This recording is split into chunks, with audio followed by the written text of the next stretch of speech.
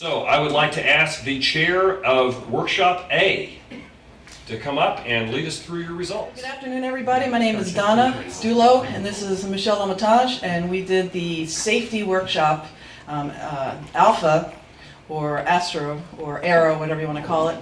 And our primary mission was to discuss at the conceptual level what type of safety, processes, parameters, any types of safety that we need to implement inside of a starship.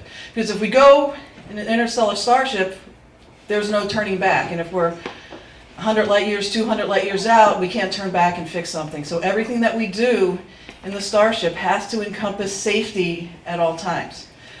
We can't have those 1% of accidents that are not prevented in the design. We have to be able to react instantaneously and solve our safety issues in operational time to ensure the viability of our mission. So basically what we did is we looked at a paper that I wrote for JBIS that was published, actually came out in July, on safety, reliability, resilience, and failure obviation. Now this safety paradigm that I wrote about has basically several concepts: the traditional safety and reliability, as well as the new concepts of resilience and failure obviation, which rely on past case studies as well as the organizational dimension integrated into your safety, so that we have a totally encompassing safety paradigm that starts at conceptual design and ends when the spacecraft docks at the destination. So what we did was we looked at a particular scenario. The scenario was a thermal incident where a radiator in the spacecraft breaks. And we needed to specify the incident because we couldn't attack the whole spaceship. I mean, even with just a small little parameter, we had a lot of discussion. So what we did is we took this radiator breakage and we presented many case studies in the past. Now in my research, I found well over 20 incidents of satellites, spacecraft that had thermal accidents. And what I did is I typed some of those up and put them in the workshop so that people in the workshop would see some of the thermal incidents that have happened in the past, to use those to inform the designers and the spacecraft crew of potential failures. And then what we did was we, as a group, we looked at the various safety issues that may happen. We categorized them basically in two areas: the human factors, the human engineering, and the technological engineering. And we did those two tracks to see where we can have failures, because if you look at many failures across aircraft, across spacecraft, across ships, you see that in many cases it's not the technological factors, it's not the automation that fails, but the human interaction with the automation that fails. And when humans fail in their mission, you can have a perfectly flyable aircraft, a perfectly flyable spacecraft, but if a human misinterprets a button wrong or misinterprets a reading wrong and does the wrong settings in the automation, you can go down the path of catastrophe. So that's why the human element is vital in the analysis of safety in any spacecraft, because we have no room for margins of error. We have zero margins of error for our safety. So basically what we did, we decomposed into various areas: social organization, situational awareness, communication, design, knowledge, skills, and raw materials and parts. And we looked at these areas and decomposed these, and then we mapped the case studies to these various areas and the lessons learned from the case studies. For example, some spacecraft have crashed or failed due to thermal expansion or due to hydrogen leaks. Some spacecraft have done better with astroports rather than a specific type of paint for radiation protection. Some spacecraft, they didn't test the thermal materials, and as a result the thermal materials actually failed because they either didn't test them or they tested them in an environment with air rather than in a vacuum. So basically we took the case studies, we took our analysis of what we need to do as far as an organization and as far as our design technology, and then we did various categories that we need to look into and focus on when we do our ultimate design, and also our ultimate training for our crew, because knowledge is paramount. If we're going on a 400-year space mission, we're going to have to translate this safety knowledge to future generations. We're also going to have to rebuild the ship occasionally. We're going to have to adapt, we're going to have to evolve, and we're going to have to overcome many issues. So the key is redundancy. Okay, redundancy is good. And I'm going to say it, redundancy is good. Because redundancy is very good. Redundancy is exceptional, as a matter of fact. And so we focused a lot of our thinking on redundancy, on the issues of time, on the issues of system evolution and adaptation, as well as the training, the knowledge, and the situational awareness of our crew. So do we have time for a question or two? Oh, you've got plenty of time. So are there any questions about how we attacked this problem? Can you give us some of your results? Yeah, what about results? Interesting results. Well, the interesting result is that safety is a lot more complex than we think it is. Because once you find one area of safety, that's going to evolve into many areas of safety. And every technological area of safety is going to map to humanistic areas of safety. And you have to think of everything when you're talking about humans. You have to talk about disgruntled employees. Is somebody going to sabotage the aircraft? You have to talk about things that are not predictable. Will a space object or a rock crash into the spacecraft? Will people be able to adapt the technology if there is a failure? And if there is a failure, how are we going to station our crew?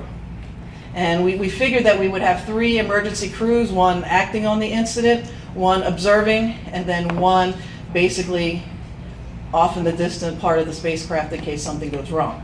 Sir? Wait on the mic. Into the skate box. No, I want everybody in the back. Did your review of your design failure analysis determine any changes on the examples that you used? Any changes on the design of the parts that failed? Well, yeah, but the thing is, we did at the conceptual level, so we didn't go into like the material dynamics or the thermal dynamics of the materials. We just looked at a high level because we don't have enough time to do something like that. We also looked at the human interactions. Now, we did look at the design of previous spacecraft that have failed and made notes of those failures in our matrix here. But in order to do specific materials design, there's no way we could do that in a couple hours. I have a question for the engineer from the far north.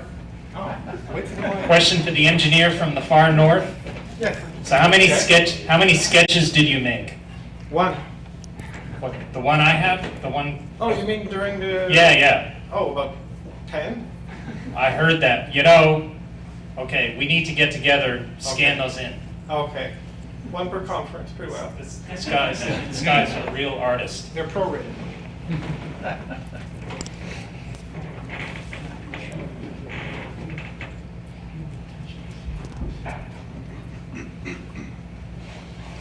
Do you guys look at advocating having multiple ships?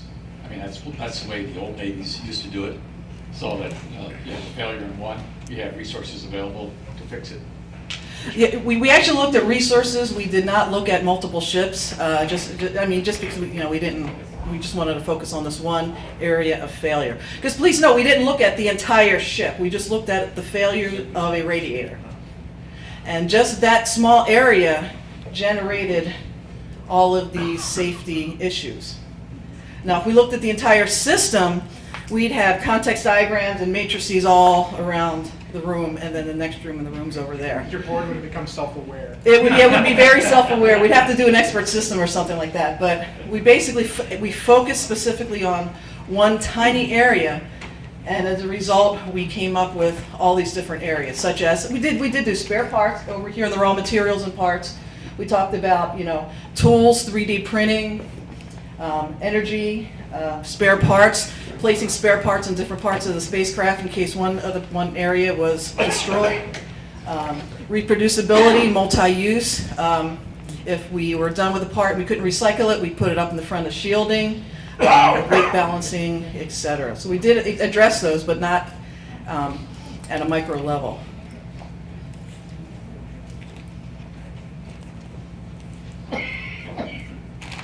Was one of the things you discussed standardization? Standardization, you know what, we discussed standardization. Pros and cons. The pros and cons, and also the 3D printing, being able to reproduce parts that are going to be standard. But also, we discussed diversity of systems, because if we find that there's a failure in one of our systems, we can switch over to a totally new type of system and avoid the failures of that system. So basically, parallel redundancy with different types of systems. Yeah, Rob. I've heard a lot of comments in this workshop and even before this when we were in Atlanta about using 3D printing to replace parts. And I think on the one hand it's a great idea, but I do think that if you're putting together a spaceship, you actually have to test that for every piece that you're anticipating you might be able to use a 3D printer to replace, lest you find out en route that in fact that model is just a little bit off from the piece that it broke. We would be expecting to build the part the first time with a 3D printer and just keep on with this process.